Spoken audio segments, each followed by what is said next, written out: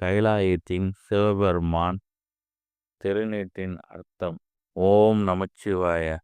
இன்று பக்தி பயணத்தில் கைலாயத்தில் சிவபெருமான் தானே பூசும் புனிதமான திருநீற்றின் அதிசய அர்த்தத்தையும் அதன் ஆன்மீக ரகசியத்தையும் நாம் ஆழமாக அறிந்து கொள்வோம்.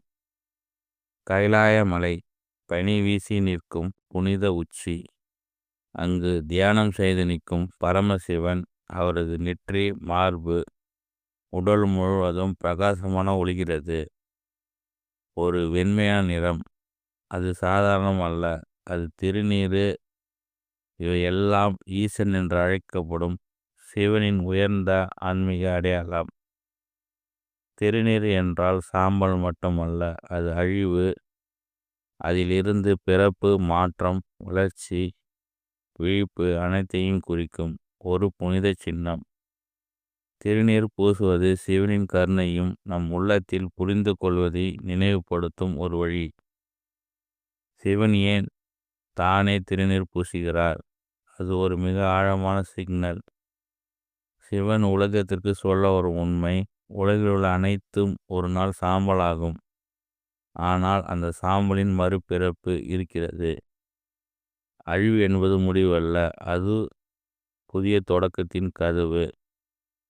திருநீற்றின் முதல் அர்த்தம் அகங்கார நாசம்.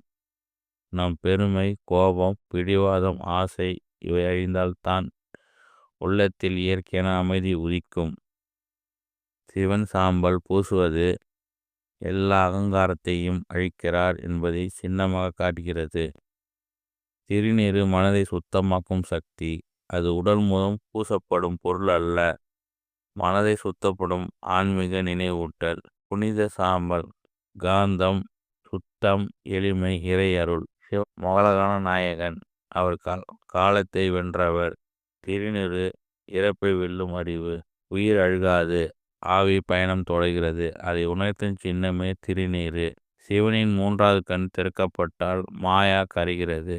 திருநீர் பூசுவது அந்த அறிவின் விழிப்பு. நமக்குள் பிறக்கட்டும் என்று ஆசீர்வாதம்.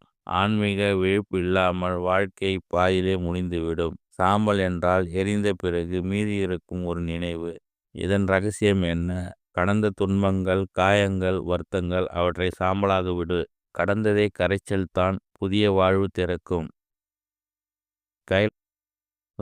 அது கைலாயத்தில் எல்லா தெய்வ ஆற்றல்களின் முழு ஒளி, மூல பிரகாசம். திருநீர் பூசும்போது சிவன் போல் நாம் நினைக்க வேண்டியது எல்லாமே நிலையற்றது. ஆனால் என் உள்ளம் தெய்வீகம். அதை நெற்றி, மார்புகள், கைகள் எங்கு பூசினாலும் அதே உணர்வோடு செய்ய வேண்டும். சிவபெருமான் திருநீர் பூசுவது ஒரு பழக்கம் அல்ல, அது அறிவு, அது ஆன்மீகம், அது வாழ்க்கையை புரிந்து கொள்ளும் திறவுகோல். இன்றைய நாளில் சிவன் தரும் இந்த புனித ரகசியத்தை நம் வாழ்க்கையை சேர்த்து கொள்வோம். ஓம் நமச்சிவாய.